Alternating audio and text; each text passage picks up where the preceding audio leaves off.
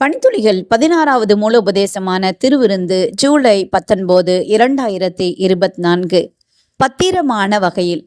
இப்படி இருக்க, எவன் அபாத்திரமாய் கர்த்தருடைய அப்பத்தை புசித்து அவருடைய பாத்திரத்தில் பானம் பண்ணுகிறானோ அவன் கர்த்தருடைய சரீரத்தையும் இரத்தத்தையும் குறித்து குற்றமுள்ளவனாயிருப்பான். 1 கொரிந்தியர் 11:27. ஒருவர் தனது பதவிக்கும் தான் சம்பாதித்த நற்பெயருக்கும் ஏற்றபடி நடந்து கொள்ள வேண்டும். தலைமைத்துவம், சேவை பண்பு ஆகியவற்றை வலியுறுத்துகிற அமெரிக்க உயர்நிலைப் பள்ளி மாணவர் அமைப்பின் குறிக்கோளில் இது வருகிறது. இதற்கான தகுதி தரப்புள்ளி 3.0. சமூக சேவக தலைமை பண்புகள், அதாவது செல்வாக்கு, பிரச்சனைகளுக்கு தீர்வு காணும் திறன் போன்றவை.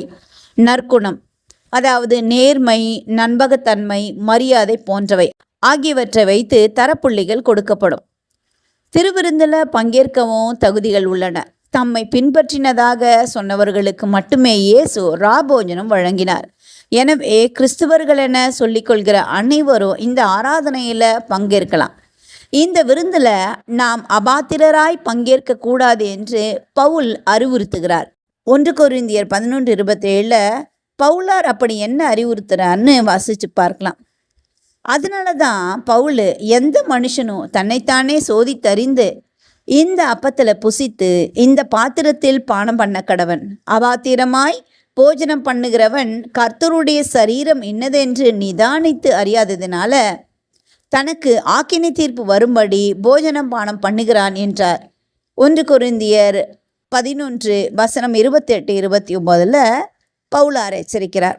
விசுவாசிகள் திருவிருந்தில் பங்கேற்பதற்கு முன்பு அந்த ஆராதனையின் நோக்கத்தை ஜெபத்துடன் தியானிக்க வேண்டும். ஒவ்வொரு நபரும் தங்களது இருதயத்தின் நிலைமையை பற்றி யோசிக்க வேண்டியது, அவசரப்பட்டு பிறரை நியாயம் தீர்க்காமல் இருப்பதும் அவசியம். திருடனும் துரோகியுமான யூதாசுடன் இயேசு அந்த ஆராதனையில் பங்கேற்றார். வெளிப்படையான பாவம் ஒரு நபரை அதில் பங்கேற்க தகுதியற்றவராக்குகிறது என்று 1 கொரிந்தியர் 5:11 வாசிக்கலாம். ஒவ்வொரு நபரும் தங்களுடைய இருதயத்தை ஊக்கமாக ஆராய்ந்து தங்களை மீண்டும் கிறிஸ்துவுக்கு அர்ப்பணிக்க வேண்டும். இன்றைய செயலில் காட்டுங்கள். திருவிருந்தில் பங்கேற்பதற்கு முன் உங்கள் இருதயத்தின் நிலைமையை ஜெபத்துடன் ஆராய்ந்து பார்க்க நேரம் ஒதுக்குங்க. இன்றைய ஆழமான ஆராய்ச்சிக்கு சங்கீதம் 139:23-24, 1 கொரிந்தியர் 11 வசனங்கள் 17-34, 2 கொரிந்தியர் 13:5 கொடுக்கப்பட்ட வசனங்களை ஆழமாக தியானிங்க. இந்த நாள் உங்களுக்கு இனிய நாளாக இருக்கட்டும்.